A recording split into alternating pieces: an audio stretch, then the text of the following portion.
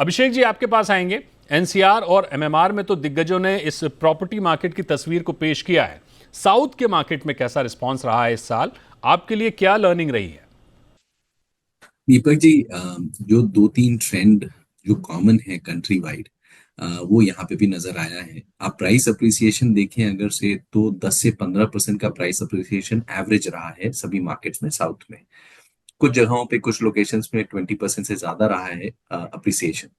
लेकिन आप पहली बार ऐसा है कि अक्रॉस द कंट्री और सदर्न रीजन में स्पेसिफिकली एक साल से कम की इन्वेंट्री है आज। तो अगर कोई लॉन्च ना हो तो एक साल तक की इन्वेंट्री बची नहीं है हमारे पास बेचने के लिए। तीसरी चीज जो बड़ी इंटरेस्टिंग रही है, जो मुझे लगता है कि सबसे बड़ी एक्साइटिंग न्यूज रही है इस साल की और अगले साल के लिए एक इंडिकेटर है, वो है कमर्शियल एक्टिविटी। तो ये एक बड़ा पॉजिटिव डेवलपमेंट है इस साल का और लीडिंग इंडिकेटर है अगले साल के लिए। तो मुझे लगता है ओवरऑल अगर आप साउथ इंडिया की बात करें तो एक बैंगलोर कमर्शियल लीजिंग में सबसे बड़ा मार्केट है कंट्री में।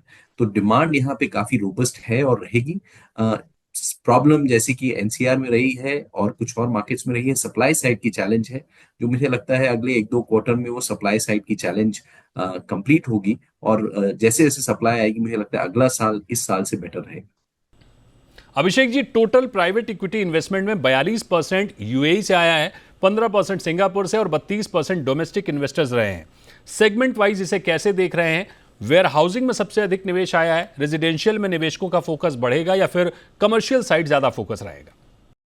जी दीपक जी, जहां तक इन्वेस्टमेंट का सवाल है, मुझे लगता है कि private equity investment specially residential में अब और जोर पकड़ेगा अगले 2 साल 3 साल में।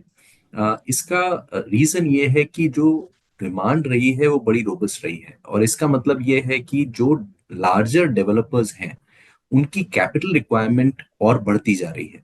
और कैपिटल फंडिंग का दो ही तीन जरिया है। एक पब्लिक मार्केट्स है जिसमें अब आप देखें सारे क्रेडिबल प्लेयर्स आज पब्लिक मार्केट में मौजूद हैं। दूसरा जरिया है आप डेट ले लें, तीसरा जरिया है प्राइवेट इक्विटी ले लें।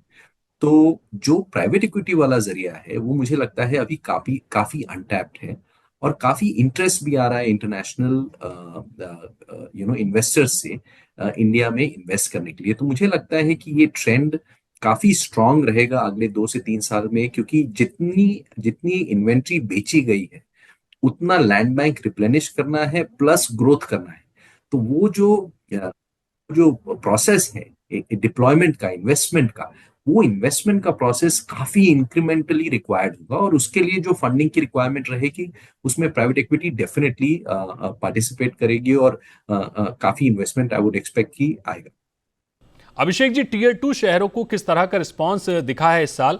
आउटलुक को लेकर आपका क्या नजरिया है? पूर्वांकरा का फोकस किस सेगमेंट पर रहने वाला है 2025 में? पहली बात, क्या स्ट्रेटेजी होगी? जी देखिए, टीयर टू सिटीज में ग्रोथ तो क्लियरली नजर आ रही है, और जो ट्रेंड रहा है वो ट्रिमेंडस ग्रोथ का रहा है, क्योंकि अर्बनाइजेशन जो है वो इस कंट्री में वो सभी शहरों में हो रही है, लेकिन टीयर टू में ज्यादा गति से हो रही है, परसेंटेज ग्रोथ ज्यादा है। तो मुझे लगता है कि ये साल जो टीयर टू के लिए रहा है, कुछ सिटीज में हम भी प्रेजेंट हैं, वो अच्छा रहा है। और अगले जो चैलेंज है वो ये है कि टीयर टू सिटीज में ज्यादा ब्रांडेड लार्ज डेवलपर्स की कमी है, क्योंकि आज डेवलपर्स स्ट्रगल कर रहे हैं, जो स्ट्रॉन्ग ऑर्गेनाइज प्लेयर्स हैं वो स्ट्रगल कर रहे हैं जी। मेजर मेट्रोज और मेजर सिटीज में पार्टिसिपेट करने में और सप्लाई लाने के लिए। तो लेकिन जहां तक अगले साल का सवाल है, मुझे लगता है वो ट्रेंड कंटिन्यू रहेगा, क्योंकि अर्बनाइजेशन इस कंट्री में बड़ा स्ट्रॉन्ग ट्रेंड है और बिल्कुल। रिक्वायरमेंट है, क्योंकि हमारी डेमोग्राफी में एक ग्रोथ है, और जो ये प्रीमियमाइजेशन का जो प्रोसेस चल रहा है अक्रॉस द बिल्कुल। कंट्री, वो इनफैक्ट टीयर टू सिटीज में ज्यादा गति से चल रहा है। मुझे लगता है 2025 उसी डायरेक्शन में ग्रो